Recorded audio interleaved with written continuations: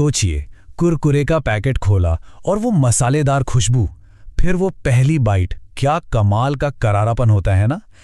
पर कभी सोचा है कि ये इतना साधारण सा दिखने वाला स्नैक असल में बनता कैसे है? चलिए आज इसके पीछे छिपे हुए राज से पर्दा उठाते हैं। हाँ, यही तो सबसे बड़ा सवाल है। ये अजीब सा टेढ़ा मेढ़ा आकार, ये आता कहाँ से है? क्या इसे कोई डिजाइन करता है? असल में इसका जवाब कला में नहीं बल्कि प्योर साइंस में छुपा है। चलिए इस दिलचस्प प्रोसेस को जरा करीब से देखते हैं। तो ये कहानी किसी फैक्ट्री में नहीं बल्कि दूर खेतों में शुरू होती है, जहां से इन स्नैक्स का सफर असल में चालू होता है। देखिए, हर स्नैक की अपनी एक पहचान होती है और इसकी शुरुआत होती है बिल्कुल सही रॉ मटेरियल से।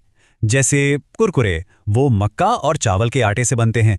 वहीं लेस चिप्स के लिए कोई आम आलू नहीं चलता, उसके लिए एक खास आलू इस्तेमाल होता है जिसमें पानी कम और स्टार्च ज्यादा हो, तभी तो वो इतनी क्रिस्पी बनते हैं। तो जब फसल कट जाती है, ये सारा कच्चा माल ट्रकों में भरकर सीधा पहुंचता है फैक्ट्री, और बस वहीं से शुरू होता है असली मैजिक। तो चलिए सबसे पहले कुरकुरे की ही कहानी को समझते हैं। ओके, तो फैक्ट्री के अंदर सबसे पहले मक्का और चावल को बहुत अच्छी तरह से साफ किया जाता है, फिर उसे पीसकर बनाया जाता है एकदम बारीक आटा। इसमें पानी मिलाकर एक मुलायम सा आटा गूंथा जाता है और यही आटा कुरकुरे के परफेक्ट टेक्सचर का बेस है। अब आता है असली खेल, जिसे कहते हैं एक्सट्रूजन। यही वो खास प्रक्रिया है जो कुरकुरे को उसका वो फेमस टेढ़ा मेढ़ा आकार देती है। इसमें होता यह है कि तैयार आटे को एक मशीन में बहुत ज्यादा दबाव और गर्मी से गुजारा जाता है, और यहीं पर होता है साइंस का असली कमाल। जैसे ही आटा मशीन से बाहर आता है, प्रेशर एकदम से गिर जाता है। इससे आटे के अंदर की नमी तुरंत भाप बन जाती है और बस स्नैक फूल जाता है और अपने आप ही एक टेढ़ा मेढ़ा आकार ले लेता है। मतलब कुरकुरे का शेप कोई डिजाइन नहीं करता, ये तो खुद ही बन जाता है।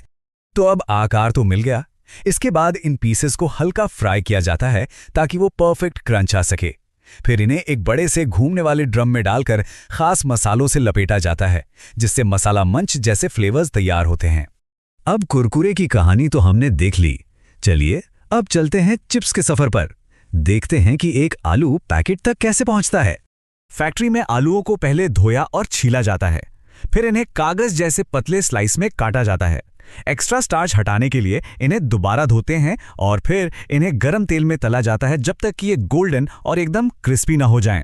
फ्राइंग के बाद इन सादे चिप्स को भी एक घूमने वाले ड्रम में डाला जाता है, जहां उन पर मैजिक मसाला जैसे फ्लेवर छिड़के जाते हैं। इससे ये पक्का हो जाता है कि हर चिप पर स्वाद बराबर लगे। स्नैक्स तो तैयार हैं, लेकिन कहानी यहां खत्म नहीं होती। अब बात करते हैं उस पैकेट की जिसके अंदर भी एक राज छिपा है। इससे पहले कि एक भी स्नैक पैक हो, उसकी क्वालिटी जांची जाती है। मशीनें और वर्कर्स दोनों ये पक्का करते हैं कि हर टुकड़ा सही रंग, आकार और स्वाद का हो।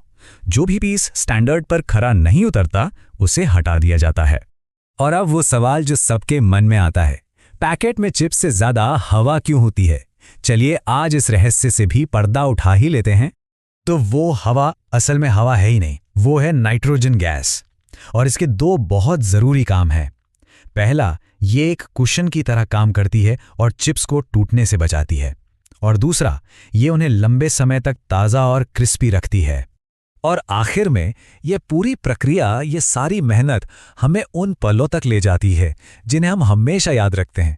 जैसे स्कूल के दिनों में दोस्तों के साथ कुरकुरे शेयर करना, वो मज़ा ही कुछ और था, और वही इस लंबे सफ़र की असली मंजिल है। तो अब जब हमने दोनों की कहानी जान ली है, कुरकुरे या लेज, आखिर पसंद क्या है? तो देखा, चाहे कुरकुरे हों या लेज, दोनों के पीछे विज्ञान और मेहनत की एक लंबी और दिलचस्प कहानी है। खेत से लेकर हमारे हाथों तक ये एक छोटा सा स्नैक वाकई एक बहुत बड़ा सफर तय करता है। तो अब जब आप पूरी कहानी जान गए हैं, तो सवाल ये है, आप टीम कुरकुरे में हैं या टीम लेज में?